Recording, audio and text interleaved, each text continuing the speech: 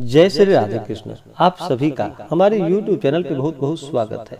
आइए सुनते हैं मंगलवार व्रत की कथा। अगर आप सब आरती, स्तोत्र, मंत्र, चालीसा आदि को सुनना चाहते हैं तो आप मेरे दूसरे चैनल जो कि भक्तिमय वातावरण, उसका लिंक डिस्क्रिप्शन में दिया गया है। उस चैनल को आप सब सब्सक्राइब जरूर करें ताकि आप सब आरती, स्तोत्र, मंत्र, चालीसा आदि का श्रवण कर पाए। मंगलवार के व्रत में हनुमान जी का पूजन किया जाता है और मंगल देवता का पूजन किया जाता है। जो भी भक्त सच्ची श्रद्धा के साथ, नियम और निष्ठा के साथ मंगलवार का व्रत करते हैं या कथा श्रवण करते हैं, इससे व्यक्ति के सभी दुख और कष्ट दूर हो जाते हैं तथा सभी प्रकार के सुख और समृद्धि की प्राप्ति होती है। मंगलवार के दिन हनुमान जी को प्रसन्न करने के लिए इन्हें लाल रंग का चोला चढ़ाएं। हनुमान जी को सिंदूर अर्पित करें, उन्हें सिंदूर अति प्रिय है। हनुमान जी को लाल रंग का पुष्प चढ़ाएं, उन्हें अक्षत, चंदन, पुष्पों की माला हनुमान जी को अर्पित करें। धूप और दीप दिखाएं। विशेष प्रकार से हनुमान जी को लड्डू का भोग लगाएं। आप मंगलवार के दिन हनुमान चालीसा, सुंदरकांड, बजरंग बाण आदि का पाठ करें। यह लाभकारी होता है। और मंगलवार व्रत का कथा श्रवण करें। इससे हनुमान जी अति प्रसन्न होते हैं और मंगल देवता का आशीर्वाद प्राप्त होता है। तो आइए सुनते हैं मंगलवार व्रत की कथा। तो बोलिए प्रेम से हनुमान जी महाराज की जय, मंगल देवता की जय। कि एक समय ऋषि मुनियों की तपोभूमि परम पावन नैमिषारण्य तीर्थ में भूमंडल के 88,000 शौनकादि ऋषि एकत्र हुए। उन्होंने श्री सूत जी से पूछा कि हे महामुने, आपने अनेक पुराणों की दिव्य तथा दुर्लभ कथा बतलाई है। अब कृपा करके कली काल की अल्प आयु भोगी मानव जाति के हित साधन के लिए सरल, प्रभावशाली एवं तत्काल फल देने वाले व्रत की कथा सुनाइए, जिससे अकाल मृत्यु, दरिद्रता, रोग, सर्प भय, शोक, अपवित्रता तथा अज्ञान आदि दूर होकर भगवत भक्ति, धार्मिक एकाग्रता तथा पवित्रता प्राप्त होकर मन को शांति मिले। ऋषि मुनियों की उत्सुकता को देखकर श्री सूत जी बोले कि हे मुनियों, आप सबने अत्यंत मनोरम, लोक हितकारी प्रश्न पूछा है। इससे पूर्व यही प्रश्न एक बार धर्मराज के अवतार श्री युधिष्ठिर ने भगवान श्री कृष्ण से पांडवों की सभा में किया था। तो युधिष्ठिर ने कहा कि हे प्रभु, आपके सत्संग लाभ के फल स्वरूप मुझे अनेकों व्रत कथाओं तथा धर्म के पावन स्वरूप का ज्ञान प्राप्त हुआ है। अब कृपा करके मनुष्यों की पुत्र प्राप्ति सहित संपूर्ण कामनाओं को सिद्ध करने वाली कोई ऐसी कथा सुनाइए जो कि कली काल में मानव जाति के लिए सरल तथा अल्प श्रम वाली हो। भगवान श्री कृष्ण ने युधिष्ठिर से कहा कि हे राजा, आपकी जिज्ञासा को शांत करने के लिए मैं एक अत्यंत प्राचीन ऐतिहासिक कथा कहता हूँ। इसे पूर्ण एकाग्रता के साथ सुनो। कुंडनपुर नामक एक नगर था। उसमें नंदा नामक निर्धन ब्राह्मण रहता था। उसकी पत्नी का नाम सुनंदा था। उनके दुख का सबसे बड़ा एक कारण यह था कि वह निसंतान था। ब्राह्मण की पत्नी सुनंदा सती साध्वी तथा पतिव्रता थी। वह विनय पूर्वक प्रत्येक मंगलवार के दिन श्री हनुमान जी की कथा का पाठ और पूजन करने के बाद उनको भोग लगाकर स्वयं भोजन किया करती थी। काम की अधिकता से एक मंगलवार को वह हनुमान जी का भोग न लगा सकी और संध्या काल के समय जब उसे याद आई तो वह अत्यंत दुखी हुई और उसे पश्चाताप भी हुआ कि आज पूजन, व्रत तथा भोग इत्यादि कोई भी नियम का पालन नहीं हो सका। अतएव उसने भी अन्न जल ग्रहण नहीं किया और अब अगले मंगलवार को हनुमान जी का व्रत पूजन तथा भोग लगाकर ही अन्न जल ग्रहण करूंगी, ऐसा प्रण करके वह दुखी मन से सो गई। वह प्रतिदिन हनुमान जी का स्मरण कर भोजन बनाकर पति को खिला देती, पर स्वयं भोजन नहीं करती थी। इस प्रकार उसने 6 दिन व्यतीत कर दिए, किंतु दुर्बल होने के कारण मंगलवार के दिन वह प्रातः काल ही मूर्छित होकर गिर पड़ी।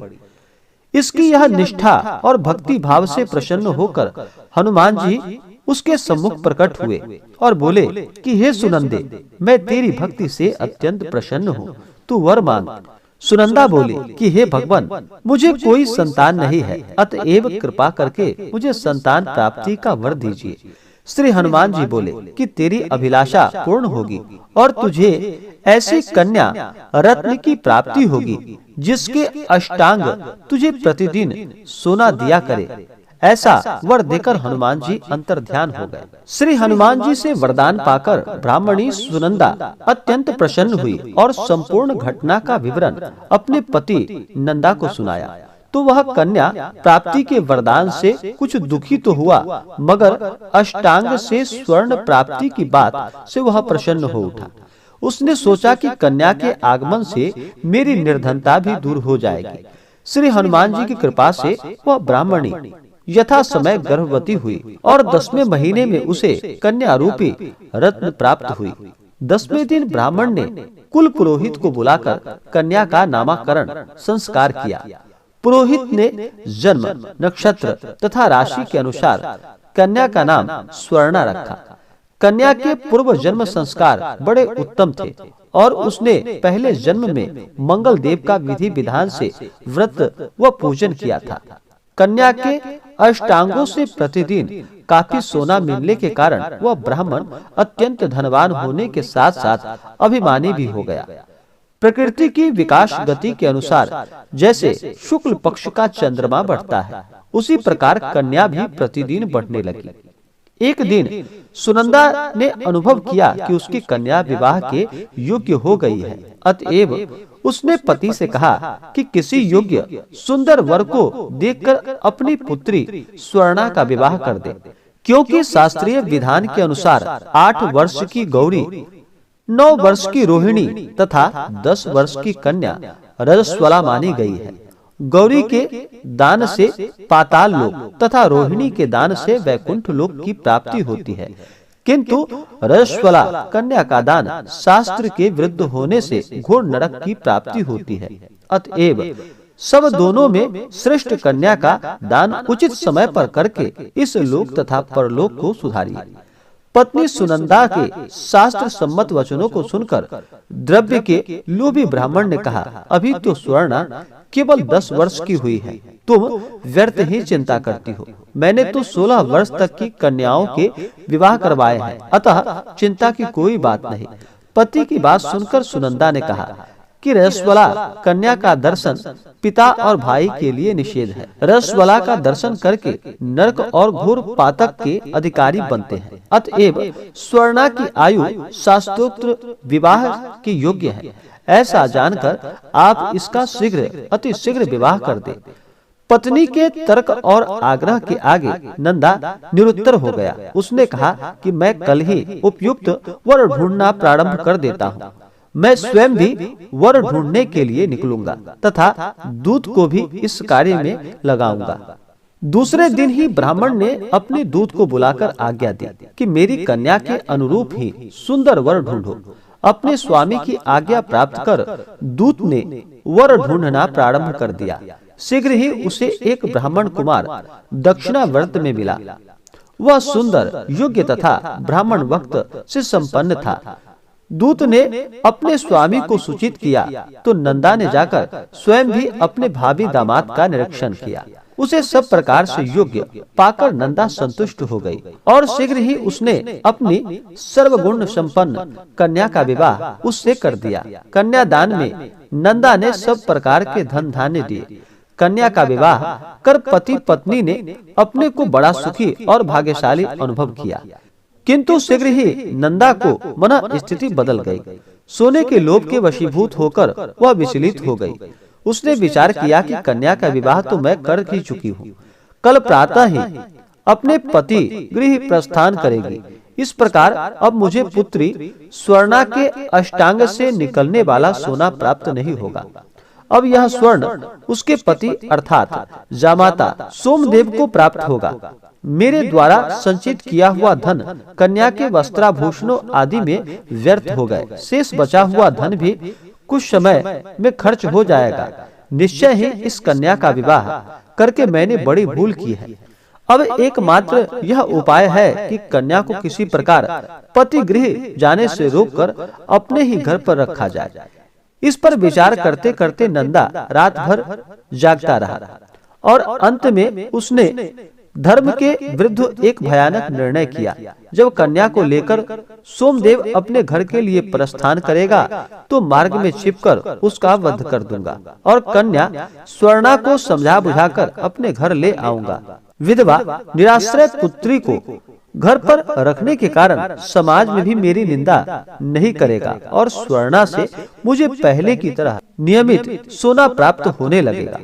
प्रातः काल शुभ मुहूर्त विचार कर नंदा और सुनंदा ने जमाता तथा कन्या को धन धान्य से संतुष्ट कर प्रसन्न चित्त सभी स्वजनों के साथ विदा कर दिया। इधर सोमदेव अपनी पत्नी स्वर्णा को लेकर घर की ओर चल पड़ा और उधर सोने का लोभी मति भ्रष्ट नंदा एक अन्य मार्ग में आकर जमाता सोमदेव की हत्या करने के उद्देश्य से छिप गया। उचित अवसर पाकर गुप्त रूप से पीछा करते हुए नंदा ने अपने जामाता सोमदेव का वध कर दिया और लुप्त हो गया। फिर कुछ समय पति के शव के पास विलाप करती हुई पुत्री स्वर्णा के सामने प्रकट होकर बनावटी शोक व्यक्त करते हुए नंदा कहने लगा कि हे पुत्री, लुटेरों ने तेरे पति का वध कर दिया। अब तू घर चल, वहाँ पर ही रहकर अपने शेष जीवन को व्यतीत करना। भगवान की इच्छा के आगे किसी का कोई वश नहीं चलता। उसे जो अच्छा लगता है वही करता है। अतएव तू धैर्य धारण कर, जो भाग्य में लिखा है वही होगा, इसमें किसी का कुछ भी नहीं। पिता के कपट नीति पूर्ण वचनों को सुनकर स्वर्णा बोली कि हे पिता, संसार में पति विहीन नारी का जीवन व्यर्थ है। मैं अपने कर्तव्य का पालन करूंगी। माता पिता तथा सास ससुर के यश को बढ़ाने वाले धर्म का पालन करते हुए अपने पति के साथ मैं सती हो जाऊंगी, परंतु लौटकर घर नहीं आऊंगी। अपनी कन्या स्वर्णा के वाक्यों को सुनकर ब्राह्मण अति दुखी हुआ और फिर वह विचार करने लगा कि मैंने व्यर्थ ही इसके पति का वध कर दिया। मेरा धन धान्य का अभिष्ट तो सिद्ध होता दिखाई नहीं देता। इसके विपरीत ब्रह्म हत्या के कारण साथ साथ पुत्री के शरीर त्याग का पाप भी मेरे सिर पड़ने वाला है। इस प्रकार विचार कर पश्चाताप और ग्लानि के वशीभूत होकर नंदा दुखी होकर रोने लगा। विवश होकर सोमेश्वर की चिता बनाई गई। फिर स्वर्णा 16 श्रृंगार कर पति का सिर गोद में रखकर चिता पर बैठ गई। जैसे ही सोमदेव को शव को मुखाग्नि दी गई, वैसे ही प्रसन्न होकर मंगलदेव प्रकट हो गए और बोले कि हे स्वर्णा, तेरी पति भक्ति से अत्यंत प्रसन्न हूँ, अतएव तू मनोवांछित वर मांग। मंगलदेव को प्रकट देखकर स्वर्णा ने भक्ति भाव से उन्हें प्रणाम किया। फिर विनम्र होकर बोली कि हे मंगलदेव, यदि आप मुझ पर प्रसन्न हैं, तो मेरे पति को पुनर्जीवन दान देकर यह लोक तथा परलोक सार्थक करे। श्री मंगलदेव ने अतएव मस्तु कहा और बोला, स्वर्णा, तेरा पति पुनः जीवित होकर अजर अमर तथा महान विद्वान हो जाएगा। इसके अतिरिक्त तू और भी कुछ मांगना चाहो तो मांग लो। स्वर्णा बोली कि हे अमंगल हरने वाले मंगलकारी ग्रहों के स्वामी मंगलदेव, यदि आप मुझ पर प्रसन्न है तो यह वरदान देने की भी कृपा करें कि जो प्राणी मंगलवार के दिन विधि विधान से भक्ति पूर्वक आपका पूजन करे और धूप दीप नैवेद्य लाल पुष्प तथा लाल चंदन समर्पित करे, वह सभी प्रकार के सांसारिक दुखों से मुक्त होकर सुखी जीवन व्यतीत करे। रोग, शोक, ताप, स्वजनों का वियोग, अग्नि तथा सर्प आदि उसे कदापि न सतावे। मंगलवार का व्रत करने वाली स्त्री कभी विधवा न होकर अटल सौभाग्यवती रहे तथा पुत्र पौत्रों से युक्त सुखी जीवन व्यतीत करे। मंगलदेव तथा अस्तु कहकर फिर वहां से अंतर्ध्यान हो गए। मंगलदेव की कृपा से सोमदेव जीवित हो गया। स्वर्णा अपने पति को पुनः प्राप्त कर अत्यंत प्रसन्न हुई। तत्पश्चात सभी अमंगलों का नाश करने वाले मंगलदेव का विधि विधान से पूजन व व्रत का पालन करते हुए पति पत्नी सुखी जीवन व्यतीत करने लगे। इस प्रकार से मंगलवार व्रत की कथा पूर्ण हुई। तो बोलिए प्रेम से हनुमान जी महाराज की जय, मंगल देवता की जय। इसी प्रकार से जो भी भक्त सच्ची श्रद्धा के साथ मंगलवार का व्रत करते हैं, कथा श्रवण करते हैं, हनुमान जी और मंगल देवता की कृपा से उनके सभी दुख और कष्ट दूर हो जाते हैं तथा सभी प्रकार के सुख और समृद्धि की प्राप्ति होती है। तो आशा करता हूँ कि यह जानकारी आपको अच्छा लगा हो। ऐसे ही ज्ञानवर्धक जानकारियाँ प्राप्त करने के लिए हमारे इस चैनल पे अगर आप नए हैं तो चैनल को लाल बटन दबा करके सब्सक्राइब जरूर करें, साथ में बेल आइकन घंटी को दबाएं ताकि मेरे वीडियो का नोटिफिकेशन आपको समय समय से मिलता रहे। वीडियो को लाइक करें, शेयर करें। जय श्री राधे कृष्ण। धन्यवाद। अगर आप सब एकादशी व्रत के शुभ मुहूर्त के बारे में जानकारियां प्राप्त करना चाहते हो, वर्ष 2022 ज्येष्ठ माह कृष्ण पक्ष की एकादशी के शुभ मुहूर्त के बारे में, पारण समय के बारे में, व्रत विधि के बारे में अगर आप जानकारियां प्राप्त करना चाहते हो तो वीडियो के आइकन में लिंक दिया गया है। आप जानकारियां उस लिंक के माध्यम से प्राप्त कर सकते हैं। और ज्येष्ठ माह कृष्ण पक्ष प्रदोष व्रत के बारे में भी आप जानकारियां प्राप्त कर सकते हैं। जय श्री राधे कृष्ण। धन्यवाद।